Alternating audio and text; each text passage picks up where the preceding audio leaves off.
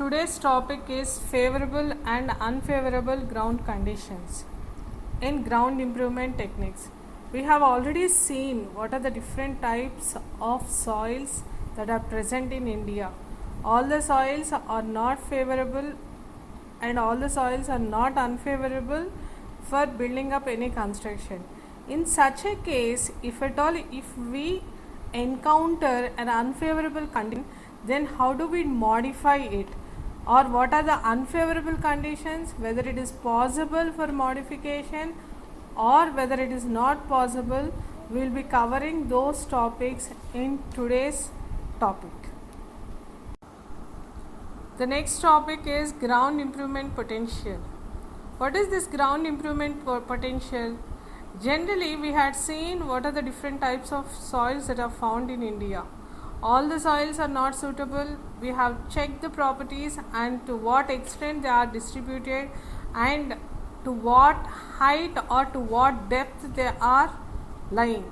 Now, in this particular topic, let us check whether if at all if I take that particular soil, can I go with the construction or not. Depending upon the condition of the soil with respect to the construction, we are categorizing the soils into three main types. Those are hazardous soils, poor soils, and the next one are favorable soils. So as to identify the gravity of the ground condition, which will enable the engineer to decide a proper treatment approach and or a design approach. Generally, what happens when we take the particular soil into consideration, we'll check all the properties of the soil.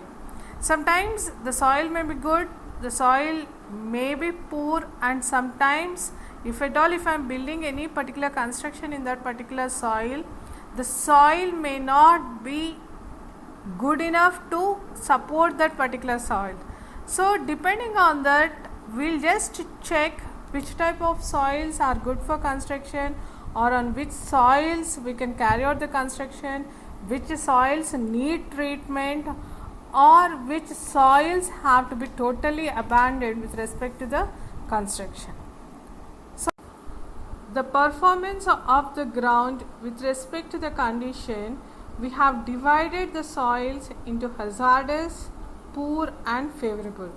What are hazardous soils? So here I am defining the hazardous as a regional or local field conditions is such that a regular design approach or an economical treatment technique may not be feasible, and construction in such a location may result in ultimate disaster. That is, here what is this hazardous means?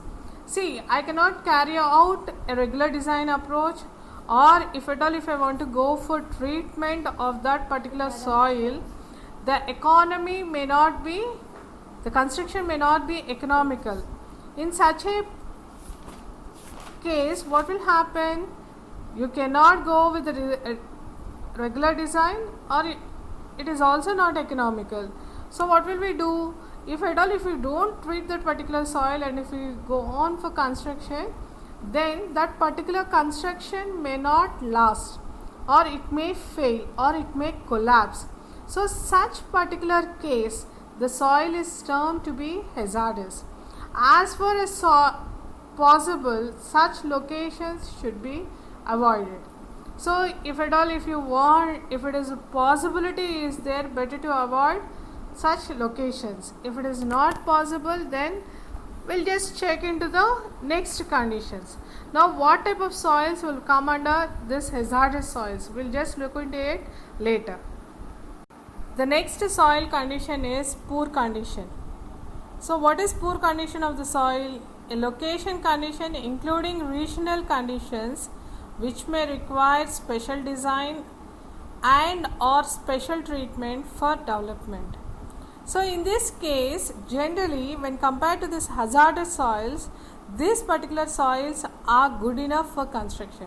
Only thing is, before you take up any construction activity at that particular site, what we need to do is we need to go for special design procedures, or if possible, the treatment has to be done. That is, proper treatment depending upon the soil condition is necessary. When a special treatment is given to the soil, then this particular soil will be good for construction.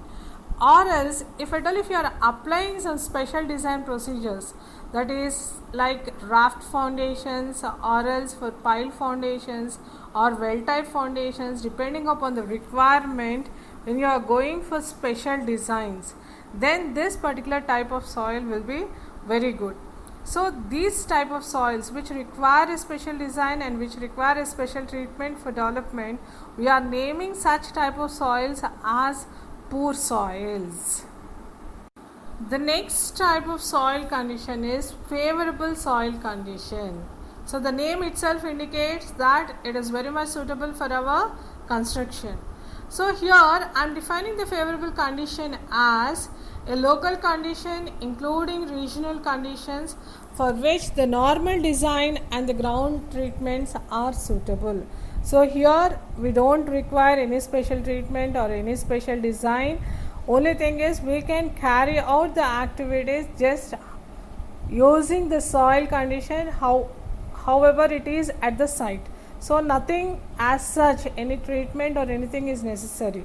And if at all that particular place or particular soil is available to us, then generally what happens, it becomes economical for the construction. No special treatment, no special construction methods are employed in this particular condition. So now let us look deep into each and every particular type of soil.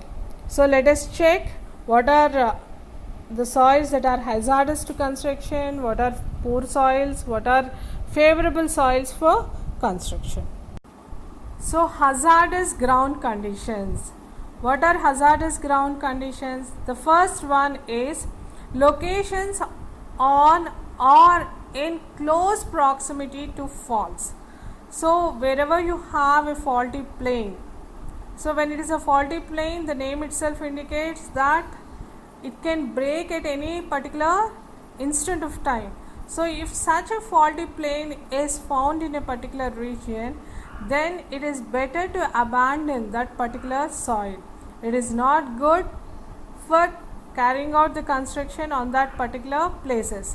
So here generally he gives, if the locations are in or on close proximity to fault plains, mainly in the seismic regions, they serve ground shocks. When the ground shock is there, definitely there will be landslides, because of which the constructions that are lying on that particular place will be stopped or particular place will be collapsed. So in such a cases, better to avoid that particular ground. So that is your first type of hazardous ground. The next type of ground condition is loose to medium dense fine sands. What are these loose to medium dense fine sands? Where are they found? They are found near to the rivers or bays. See, generally what happens, the soil is very loose and it is made up of very fine sand and it is nearby water bodies. Then the main thing is liquefaction is possible, and the next thing is quicksand condition. What is this quicksand condition leading to liquefaction? Just when the water touches this particular soil, that soil which is having silt, the silt melts into that particular soil or dissolves into that particular soil, and when the water is moving back, it tries to carry away the silt along with it.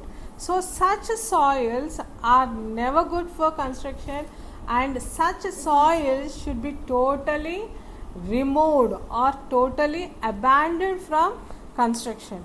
That are your second type of soils. The next condition is near mines. Generally in mines, totally the mining will be taking place. When the mining is taking place, what happens? The ground condition alters.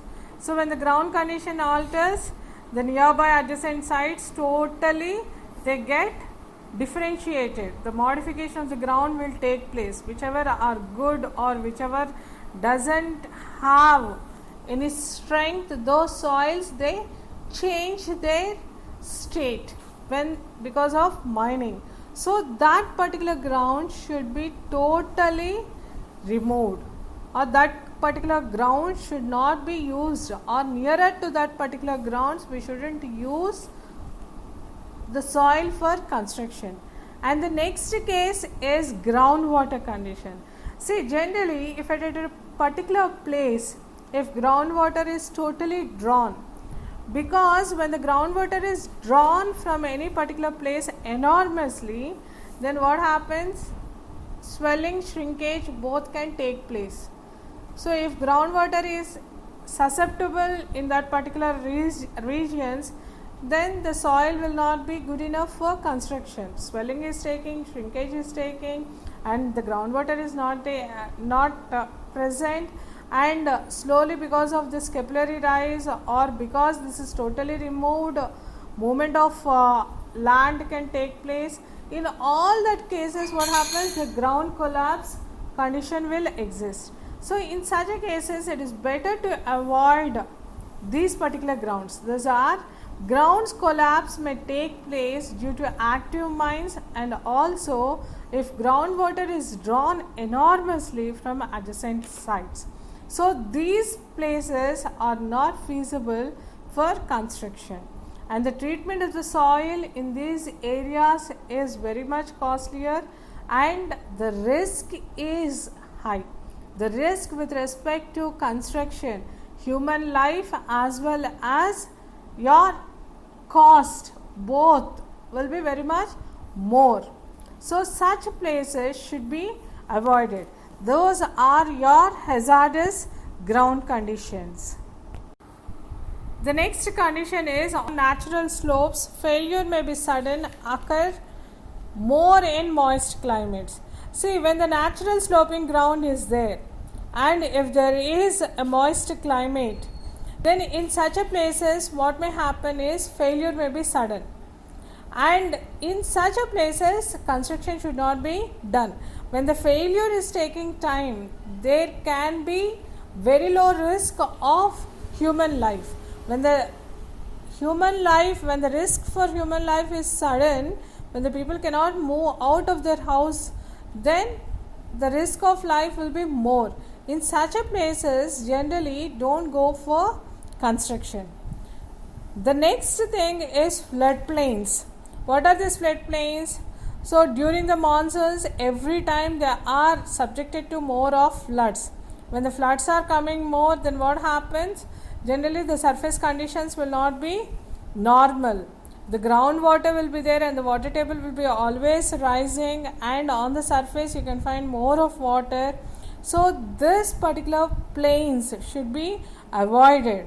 So flood plains, if at all if you are using, some protection measures have to be taking place, or else some surface control systems are necessary. That is, you should use particular water to drain into the ground. You should be providing some drain to the nearby channels or rivers, then that particular floodplains can be used. If at all, if both the things are not possible, that is control measures are not possible or surface control measure is not possible, then it is better to avoid such places for construction. And the last one is landfills. See, generally we will be throwing all the waste at one place. After some days this becomes a rock like structure, but mostly it has only the organic matter. The organic matter tries to decompose. When it decomposes, you will be getting all faults in it. And if at all, if we see that there are some hazardous materials that are filled in the waste, if the land is filled totally of hazardous waste, what are these hazardous waste? Some radioactive elements or some biodegradable elements or some surgical elements, then all these when used, what will happen as it goes on, if the length of the life of the construction goes on, you will be finding all harmful radiations that are coming out. or you will get some chemicals. Those chemicals will be reacting with the elements that are present in the foundation or the construction elements, and when it reacts with construction elements, what happens? The structure may collapse or may not collapse, but at the same time groundwater may get polluted. If the groundwater is polluted, generally that particular regions we need to abandon because it causes much effect on the human life. So such a things or such a lands should be totally avoided for construction. The next type of soils are poor ground conditioned soil. So the name indicates that the facilities or the condition of the ground is not strong enough in order to take that particular construction, but we need not even abandon that particular soils as of our hazardous ground conditions. So in such a places, what do? We are doing some treatment to the soil, or we are making some design procedures which will be making that particular site good for our construction. So let us see what are all the poor ground conditions wherein we can take up construction with some special methods. The first soil is loose, porous, lightly cemented clays, low density, recent alluvium of acid climate valleys, collapse on saturation followed by subsidence. So let us see what are these ground conditions. Loose soils. What are these loose soils? The soil is very loose. Then if at all, if I can add some cementitious material to that particular soil, it becomes a hardened material, or the ground becomes hardened. Then I can go for normal construction methods. Next one is porous. What are porous soils? They have some pores. They can allow the water to drain into them. Then those particular soils also on long run they are not good for our construction. So such things. So loose porous, when they are lightly cemented with clays, those are one. Next one are low density soils. So if the density of the soil is very less, then what happens? It means that there are some voids in that, there are some pores in it. Such a soils also, if at all some compaction is being done, if some compaction is being done by rammers, or else you are having some mechanical processes in order to make this soil dense, then those things can be used. Next, recent alluvium. So very recently the alluvial soils have come and deposited in that particular place. I can just remove that and then use it for construction. Acid climate valleys. What are these acid climate valleys? If there are some places wherein there are some acid rains, or else some climate valleys, that too during winter they form, or during rainy season or monsoons they form, and when there is no monsoon or when the rainfall is very less, they don't form a valid ground. In such a places, mainly because of saturation, what happens? Swelling is there, shrinkage is there. Next thing, when swelling and shrinkage is there because of pores or because of loose compaction, then those are not good. So it means that if at all treatment is done to that particular soil regarding the compaction or increasing the density of the soil, then that particular soil can be used. So the first and foremost ground condition is, poor ground condition is loose, porous, lightly cemented clays, low density soils and recent alluvium soils. Next, acid climate valleys. So wherever we find these type of soils, that particular ground condition is termed to be the poor ground conditions. In such a cases, if these particular soils are found, then what is that we are doing? In such conditions, if possible, saturation may be prevented, making the design with large allowable settlement and hence making the soil usable. So here itself we had given a reason, that is, make the design with large allowable settlement. Yes, the settlement is taking place, but it is very large enough so that the soil need not be abandoned. You can make the use of soil. So that is your first poor conditioned soil. Next, poor conditioned soil are expansive clays and rocks having volume changes. So what are these expansive clays? Because of temperature changes or because of moisture content present in the air, the clay is expanding, and if at all the moisture is removed, it is coming back to its original shape. It means shrinkage is taking place. So repeated expansion and shrinkage will lead to deterioration of that particular soil. So here, if such particular clays are there, if I can prevent the moisture content entering into the clay, then I can make this soil suitable for my construction. And the next one is rocks also. The rock volume is changing because of temperature change. If both these expansive rocks and clays, if at all they can be minimized, the expansion is minimized or swelling is minimized, then these particular clays and rocks can be used for construction. So where do we find this? This particular type of expansion, that is swelling and shrinkage, is possible in mostly black cotton soil. And in the previous class we have already seen that up to 3 lakh square kilometers, more than 3 lakh square kilometers, you will be finding black cotton soil in India. It means we cannot avoid this particular soil. So what do we need to do? We need to go for some treatment. So here, what is the treatment? You should see that the moisture is not entering into the clay. And the next one, even if the moisture enters into the clay, it should form a hardened material. It should not swell. So if you can make a ground technique which is suitable for this procedure, then we can use that particular site for our construction. So here, what is the next thing? If the clays can be treated to make the clays less expansive, these clay soil can be used for construction, or some suitable ground techniques have to be adopted so that I can use this particular ground. The best method in this is, see that the clays are less expansive by addition of some lime or some adhesives or some admixtures.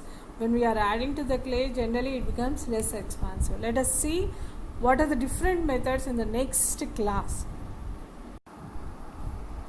So the first and foremost were expansive soils, and the next one is soft and firm clays. So here the clay is very soft, but it is firm, it is not expanding. But what will happen, since it is very soft, the bearing capacity of the soil will be very less, and these particular soils will not be capable enough to take external load. So this particular thing, if at all if I am adding some external load, then what happens? Because of their own weight itself, we can see some fissure planes or fault planes that are coming. So such a clays also have to be treated before construction. So if at all such particular soils are used, then what is the next thing what we can use is, we can go for deep foundations. If at all the foundation, you need to increase it until it reaches a firm ground. You need not totally abandon the soil, but we can use it. See, generally what happens nowadays, almost all the houses that are built on farmlands. That is, the total agricultural lands, we have converted them into residential plots and we are staying. So in most of the places you will be finding some clays. So here when the clay is found, we cannot go for the treatment. Then what is that we are doing? We are going for treatment of the soil sometimes, or sometimes we'll be going for design procedures. So generally what do? We make a mat, iron mat, and then put it down and then lay some hardened material. What is that hardened material? We use a coarse aggregate of larger size, and you'll mix some cement and sand, you'll try to put it, so that from the clay soils there will not be any water entering, or the moisture will not enter into the construction site because of capillary action. So that is one thing. And sometimes what happens, even you treat the ground with some lime, you will add some lime and then you will try to mix with soil and then lay over it. So when this lime comes in contact with water, it forms a hardened element. Then when it is a hardened ground, we can go for construction. So in that manner, soft and firm clays are also converted into natural construction soils. And the next one is, if the soil is found to a smaller depth, then try to just leave that particular soil and allow your construction to go deeper. Then definitely the site will be good enough for taking your construction.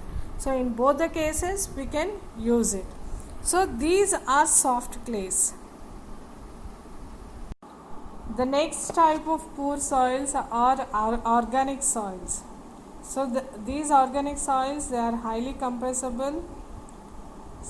Then how do we treat this particular soil?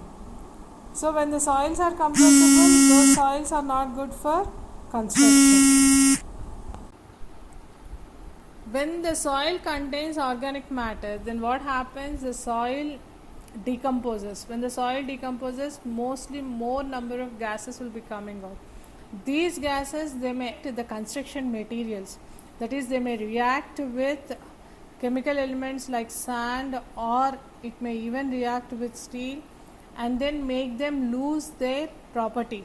So in such a cases, what do is, we'll try to remove that particular soil unto whatever depth it is there and then try to make the construction.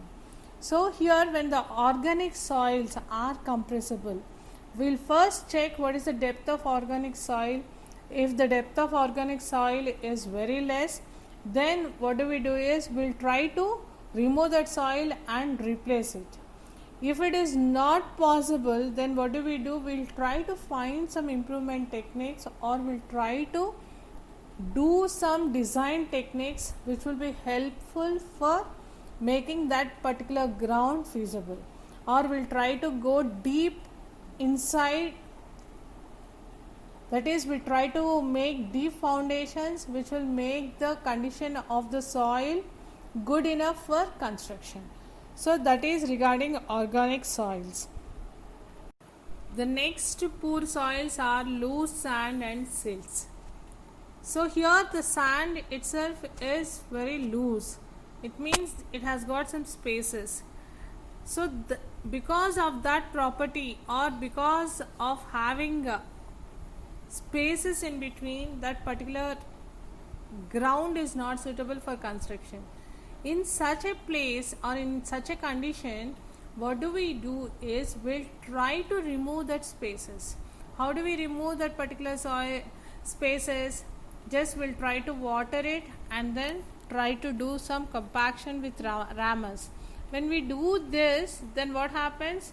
That particular spaces will be removed and the water tries to bring down the particles nearby itself. Because of that particular technique, the compaction or the density of the soil increases, the loose sand becomes compacted soil and it becomes good for our construction. And the next type of soils are silts. Silt is very fine sand which cannot be used for construction.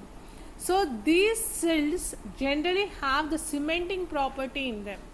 So if these silts are being mixed with some rock material, then also we can get firm ground.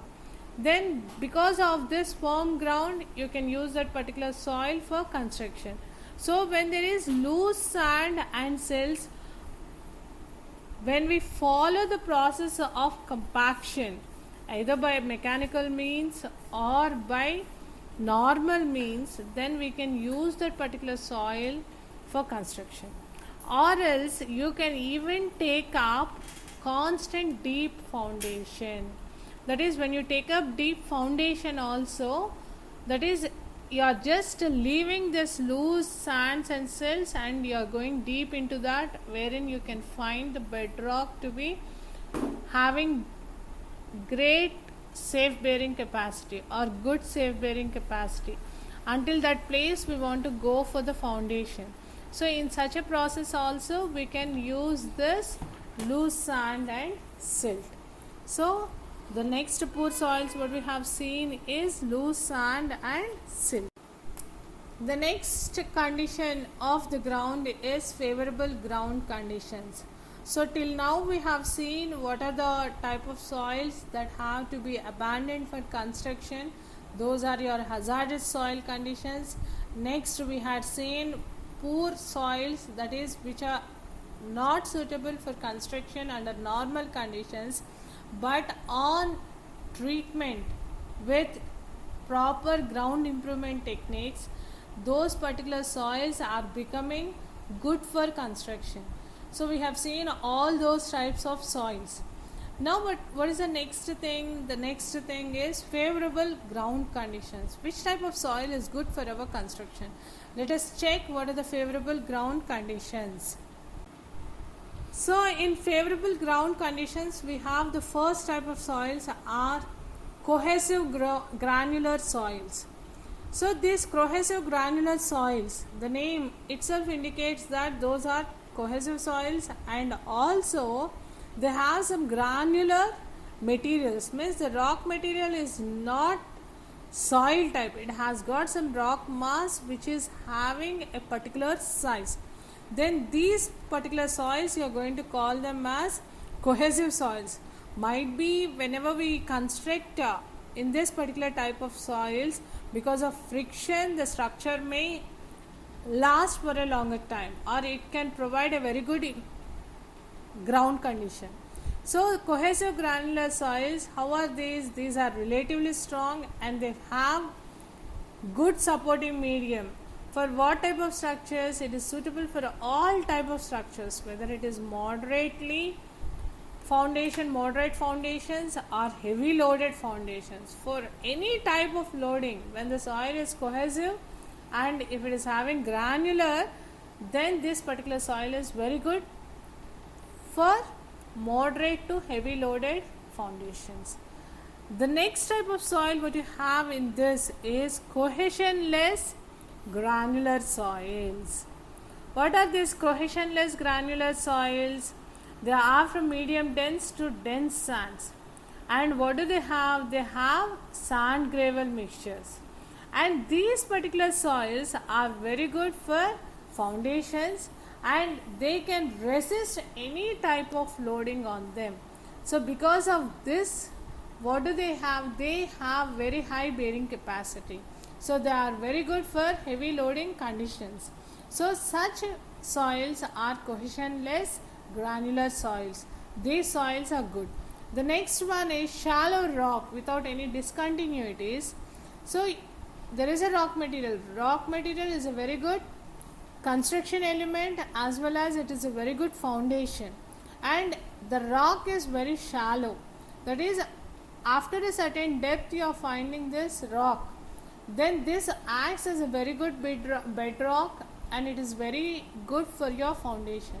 But only thing, when we are taking the rocks into consideration, we need to check whether there are any discontinuities. That is, the rock, what happens, it will be having some faults, then it will not be able to take up any type of loading. You need to check what type of rock is it, whether that particular rock can sustain greater loading. Then if it is a shallow rock having a very good strength, then you can use that particular thing for foundation, and any type of loading conditions can be taken in that particular construction. So shallow rock, cohesive granular soils and cohesionless granular soils, all the three particular conditions are very good favorable conditions. Till now we had seen what are the favorable conditions, unfavorable conditions or poor conditioned soil. Then before we take up construction, when we find that it is hazardous soils, totally you are abandoning. If it is a poor soil, then how do we go about? If it is a good soil, you need not think about it. The cost of construction will be less. The soil is capable of taking any amount of loading, and you can go with the construction. Then if it is a poor soil, then what happens? That particular ground condition has to be altered. Then in generally, what are the procedures that we follow when we check any particular site and we find we find a poor conditioned soil? Let us check unfavorable conditioned ground. How do we treat about it, or how do we continue with the construction on such soil, and what are the design procedures, or what type of decisions do we take when such a thing, when an unfavorable condition is encountered? So here we have, if any unfavorable condition ground is encountered, then one of the following can be adopted. So here we have some 4 to 5 measures which have to be taken up when we are encountering any particular unfavorable ground condition. The first one is bypass the unsuitable means by means of deep foundation extending to a suitable bearing material. See, up to a certain depth you are finding this unsuitable soil. Then what do? We'll just try to make a foundation deep inside. Until we have a bedrock which is capable to take in that particular loading. Until that particular condition is available, that much deep we'll try to make the foundation. That is, we'll just try to bypass. We are not going to use this unsuitable soil. Only this one will be possible if it is for a smaller depth. The next one is redesign the structure and its foundations for support by the poor soil with feasible or economical procedure. So here first thing what we have seen, first thing is we have taken into consideration unsuitable soil, and you are just bypassing it because that particular soil is distributed to a smaller depth. If that is not the case, you find this particular poor soil or unsuitable soil to a greater depth, then what do?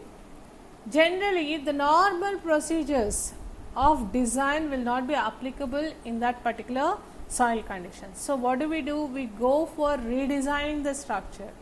We'll redesign the structure that is capable of taking in that particular load bearing capacity. Such a thing we are going to change in the foundation designs. Sometimes if it is not feasible, then we can think about some other method. So here what is the second one? Redesign the structure. So try to redesign the structure, either its foundation or the structure as a whole itself. If it is feasible, if at all the structure is feasible, if at all if you think that the design procedure is not feasible and also the cost of the structure is uneconomical, then we need to abandon that soil. If the feasibility is there and if the cost is also economical, then redesign the structure and design the foundation so as to support this poor soil. So this is the second one. The next one is remove the poor material either by treating it to improve or replace it or substitute it by a suitable material. What is the third one? If it is a very shallow depth, very small amount of depth of the soil, when you find this poor soil, if you find this poor soil, just try to remove that poor material and then replace it by a strong material. That is the first procedure. If at all, if that is not economical, then what do? If the soil is capable enough in order to take certain amount of loading, try to enhance the property of that particular soil by adding some materials. If that is not possible, then go for substitution of that material. improve or replace. So first try to improve. If improving is not possible, then go for substitution. This totally depends on what type of construction it is, whether it is economical or not, whether the treatment is economical or not. The next one is treat the soil and improve its properties. So this is the best method. When you think that the soil is capable enough to take the load but not too heavy loads, then try to treat the soil with some procedures so that you can improve the properties of the soil and make it good for our construction. In all the using the suitable material or redesigning the structure, removing the poor material and improving the soil, or going for a substitute, or next treatment of the soil by some method to change its properties. In all the above cases, you can do the construction without much problem. You can just carry on the construction. You need not abandon the construction. You need not change your plan. So in all 4 cases, construction can be carried out in that particular structure. The next topic is on what factors this ground improvement technique depends. So here, hazardous soils totally abandoned. Next, favorable conditioned soil, those are very good for your construction, you not think about it. Then what type of soil? Only the poor soils have to be treated. And in this poor soils also we had some types of sand, some expansive clays, and there are some organic clays or organic material. So here this ground improvement technique always depends on various factors. What are the various factors? The first one is the soil. What type of soil is it? Is it expansive clay or black cotton soil? The next one, is it an organic material, or what type of treatment is required for that particular soil?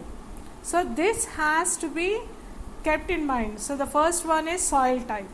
The next one is area and depth of treatment required.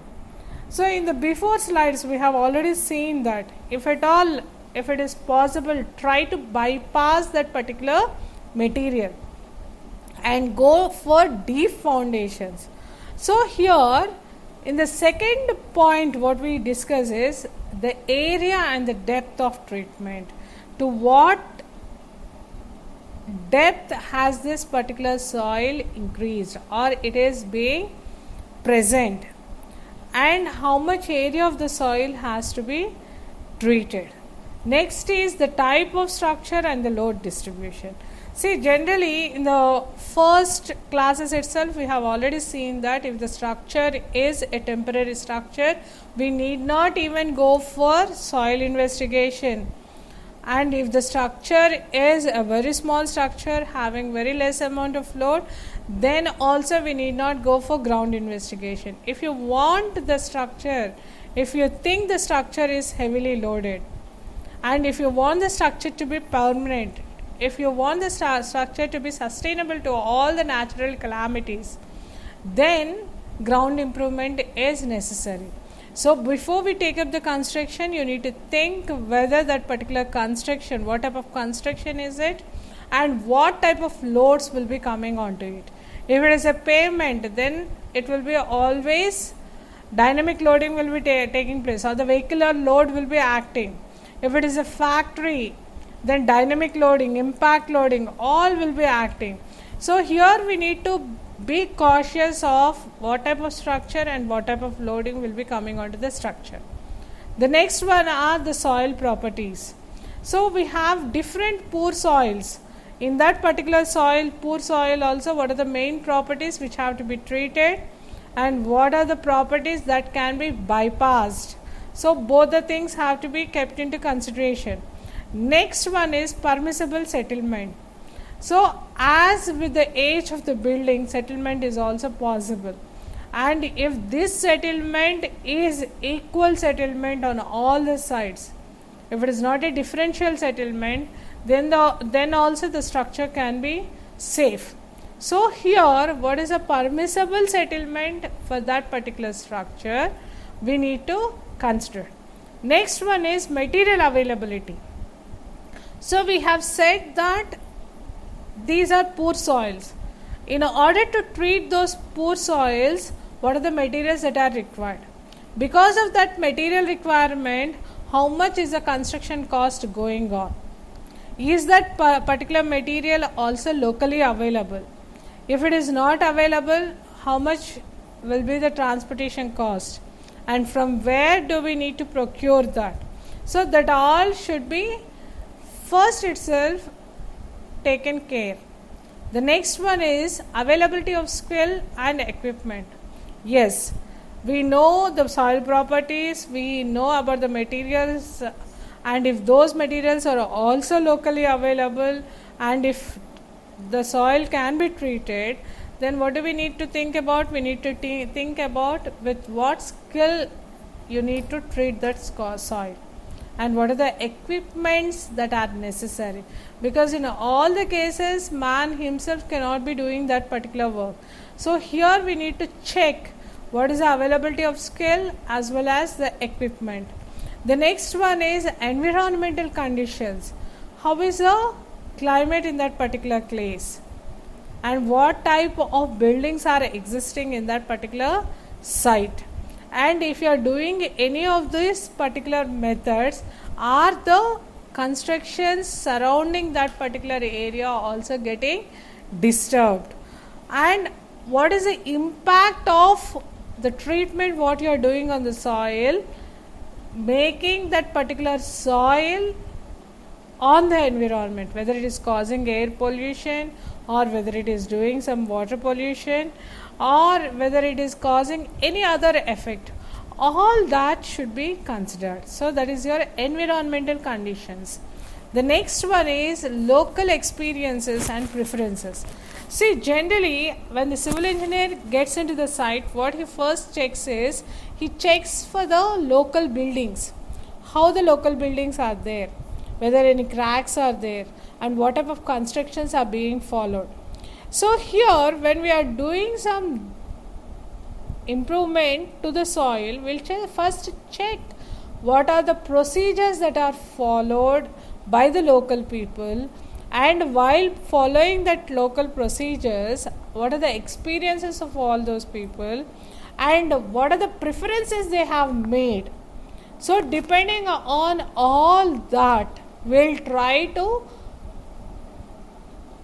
examine the facts and then decide about the procedure. So the ground improvement technique, when we want to do, local experience and preferences should be considered before carrying out. The last one is the economics. So here is that particular thing economical or not.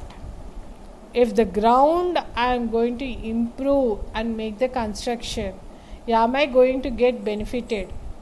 That is first one. Next one, regarding the cost, is it cost effective method or not? All these have to be considered. So what are the factors? You have 10 factors on which the ground improvement technique depends. Soil type, area and depth of treatment required, type of structure, and load distribution. Next one, fourth one, soil properties, permissible settlements, material availability, availability of skill and equipment, environmental conditions, local experience and preferences, and the last one is economics. So all these have to be kept in mind before the ground improvement technique is followed. By the end of this chapter, we'll try to define ground improvement as an alteration of any property of the soil or rock to improve its engineering performance permanently or temporarily. So right from the starting, since 4 or 5 classes, we had been listening to the term ground improvement, ground modification, different techniques, what type of soils and all. So here at the end, I just conclude it by saying that ground improvement is alteration of any property of the soil. It can be its bearing capacity, it can be its compactability, it can be its shearing stress, or it can be compressibility, or any factor, any property of the soil or rock. Because ground itself is formed by the combination of rock and soil, I define it as it's an alteration of property of soil or rock. To what? For what is that we are doing? We are trying to improve its engineering performance. It's not for normal means. Improvement itself means with respect to your engineering performance, with respect to the construction field. So here ground improvement is alteration of any property of soil or rock to improve its engineering performance permanently or temporarily. In both the things, whether you are changing its property temporarily or permanently. So in both the cases you are going to call it as ground improvement. So if it is a temporary means, we will try to have some temporary elements. If it is for permanently, we will do it in different procedures. So that is ground improvement.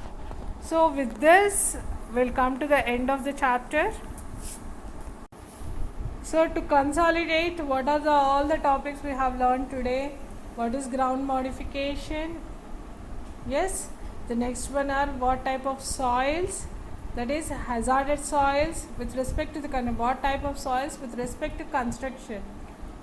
So we have hazarded soils, poor soils, or favorable conditioned soils. So if it is poor conditioned soils, how are you going to change? All these we have seen today. So favorable and unfavorable ground conditions we have seen. So with this we will come to end of this particular chapter, unit 1. So tomorrow we will be checking out what are the different questions that will be asked in this particular chapter, and also along with the answers, and we will conclude this particular chapter by tomorrow. We will end this particular chapter, unit 1 of ground improvements techniques, tomorrow.